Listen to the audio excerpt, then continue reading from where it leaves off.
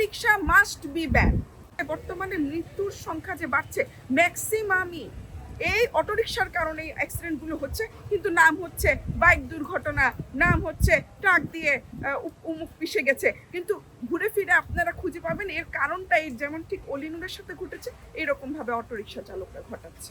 জুলাই যেভাবে বলেছিলেন যে সব অটোরিকশা উঠিয়ে দিবে বলে যেভাবে ফেল করেছে, এবারও সরকার ফেল করবে। ঢাকা শহর থেকে টোটালি অটোরিকশা ব্যান করে দিতে হবে। Auto rickshaw must be ban. আপনি কখন দেখেছেন যে মাঝিকে পুনর্বাসন করে তারপরে ব্রিজ বানানো হয়েছে? এই দৃশ্য আপনি কখন দেখেছেন? যমুনার পাড়ে হাজার হাজার মাঝি, হাজার হাজার মাঝি কি হলো? যমুনা সেতু হওয়ার পর তো ওই মাঝিগুলা ওভাবে আর খ্যাপ পাচ্ছে না। আপনি বুড়িগঙ্গাতেই দেখেন না, বুড়িগঙ্গাতে এই যে সেতুগুলো যে হলো, এই সেতুগুলো হওয়ার পরে মাঝিগুলোর কি আপনারা কর্মসংস্থান ভেবে তারপর সেতু করেছিলেন? যে হেল্পাররা নিচে বাস ড্রাইভার বাসের সাথে কাজ করতো, এই যে মতিঝিল টু দিয়াবাড়ি হেল্পারদের তো এখন কাজ নাই, তাদের জন্য আপনারা কি কর্মসংস্থান করে তারপরে আপনারা মেট্রো রেল বানিয়েছেন?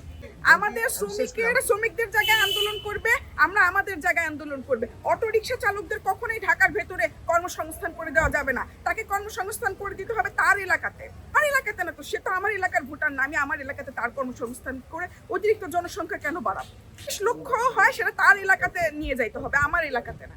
কর্মসংস্থান বলতে আমাদের ঢাকা শহরের না, ঢাকার 2 সিটি কর্পোরেশন না,